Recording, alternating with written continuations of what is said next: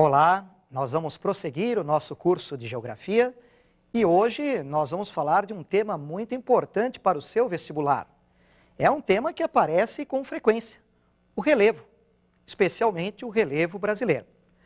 Antes de conhecermos as características do relevo brasileiro, nós temos que lembrar dos tipos de rochas e das estruturas geológicas. Vamos conhecer um primeiro tipo de rocha através do nosso quadro. As rochas magmáticas são formadas pelo resfriamento e solidificação do magma. Esse resfriamento e solidificação do magma pode ocorrer no interior do planeta. É um resfriamento lento que leva à formação de um tipo de rocha magmática chamada de intrusiva ou cristalina. Caso esse resfriamento e essa solidificação ocorra na superfície, após as erupções vulcânicas, um resfriamento mais rápido, nós vamos ter então a formação das rochas vulcânicas ou extrusivas. Vamos conhecer o segundo tipo de rocha? As rochas sedimentares, formadas pela consolidação de sedimentos. Estes sedimentos são o produto da erosão das rochas, do desgaste das rochas. Esses sedimentos, eles vão se acumulando em camadas nas partes mais baixas do relevo. Através da compactação desse material, se forma a rocha sedimentar. Em meio a essas camadas, podemos encontrar os fósseis, marcas de antigos seres vivos. Agora vamos conhecer um terceiro tipo de rocha. As metamórficas, formadas pela modificação de rochas pré-existentes. Essa modificação ela vai ocorrer pela alteração nas condições de pressão e de temperatura. Essa alteração provoca uma reestruturação, um rearranjo dos minerais, modificando a rocha pré-existente. E aí você tem, então, a rocha metamórfica. Agora, vamos conhecer alguns tipos de estruturas geológicas. Nós preparamos duas figuras para você entender direitinho essas estruturas. Vamos à primeira figura. Nessa primeira figura, nós encontramos os escudos cristalinos. São formados por rochas cristalinas, muito antigas, constituem uma estrutura muito rígida e forma a base dos continentes.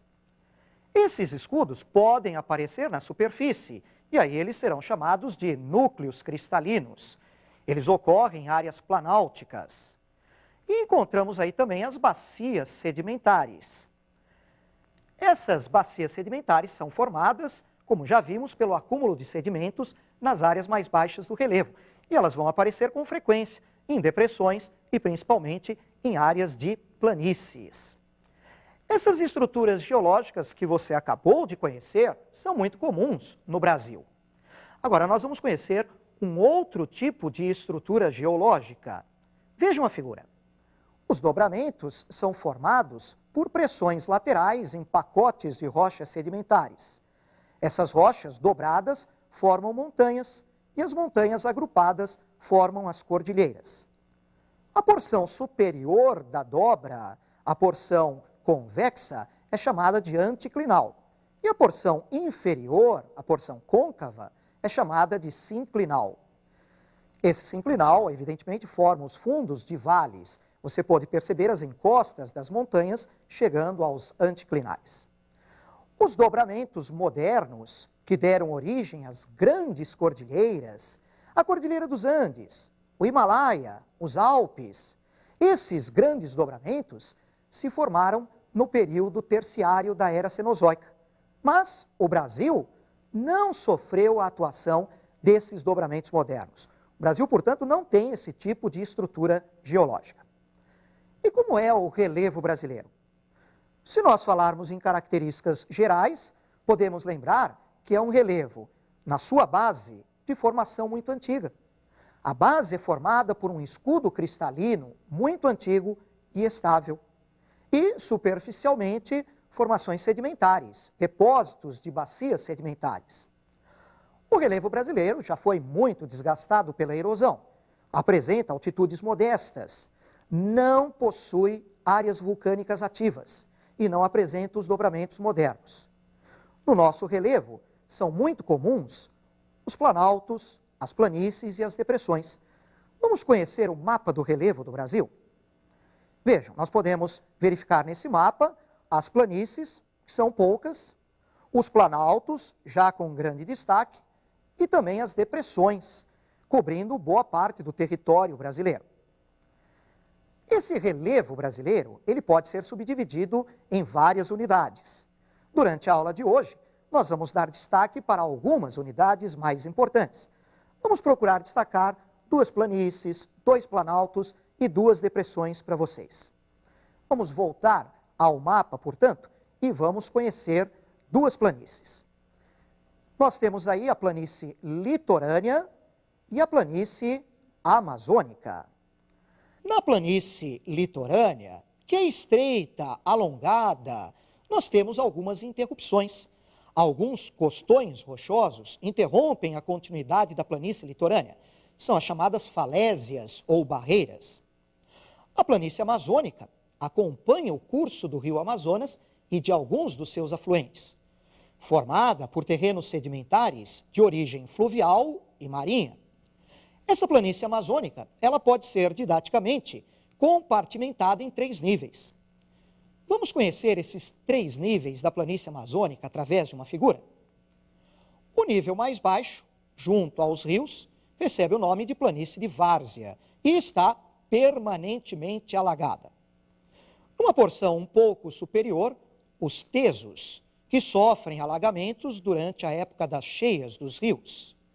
E numa altitude um pouquinho mais elevada, a terra firme.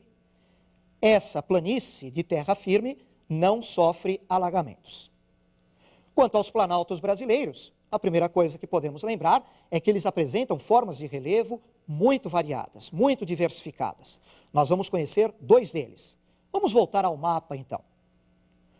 Podemos destacar aí para vocês o Planalto Atlântico e o Planalto da Bacia do Paraná.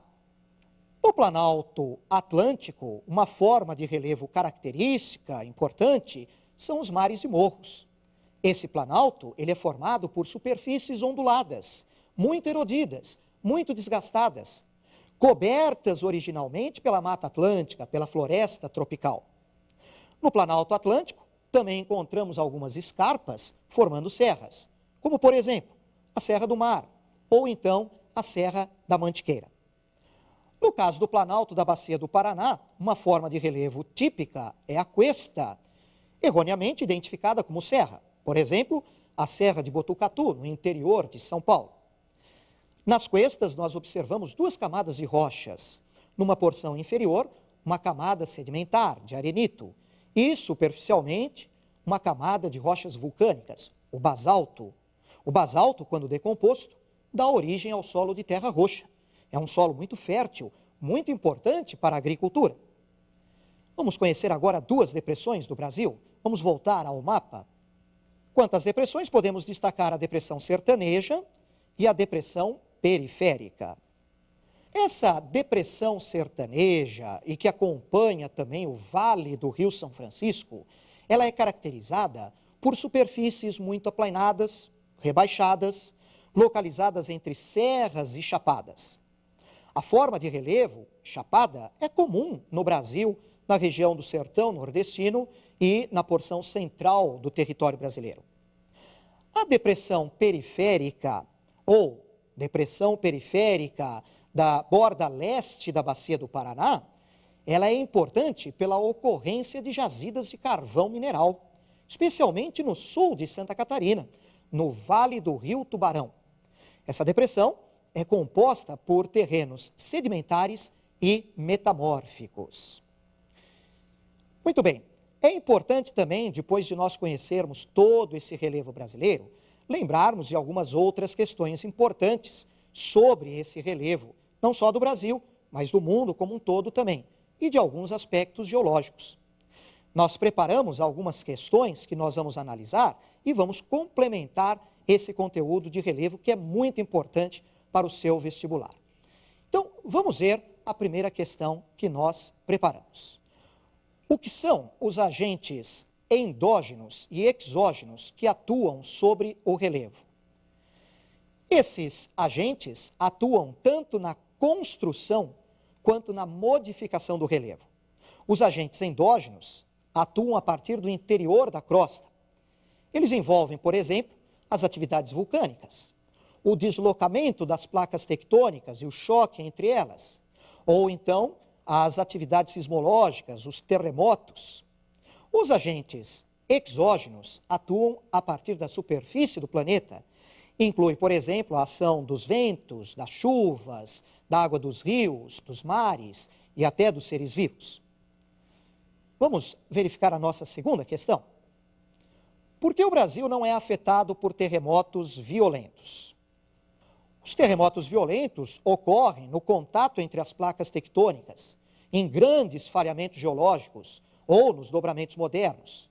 O Brasil não apresenta essas características e não tem áreas vulcânicas ativas. O relevo brasileiro, ele é geologicamente estável, ele é de formação antiga. Vamos agora à terceira questão. Qual é a origem dos combustíveis fósseis? O carvão mineral é resultante do soterramento e da fossilização de antigas florestas, ocorrendo esses fatos principalmente no período carbonífero da era paleozoica. O petróleo e o gás natural são resultantes da decomposição de seres marinhos. No Brasil, uma das principais áreas produtoras de petróleo é a plataforma continental, áreas marinhas, com destaque a bacia de Campos. E agora a nossa quarta questão. Por que um famoso filme exibido nos cinemas levou o nome de Jurassic Park? Claro que você se lembra desse filme, que envolvia a figura dos dinossauros.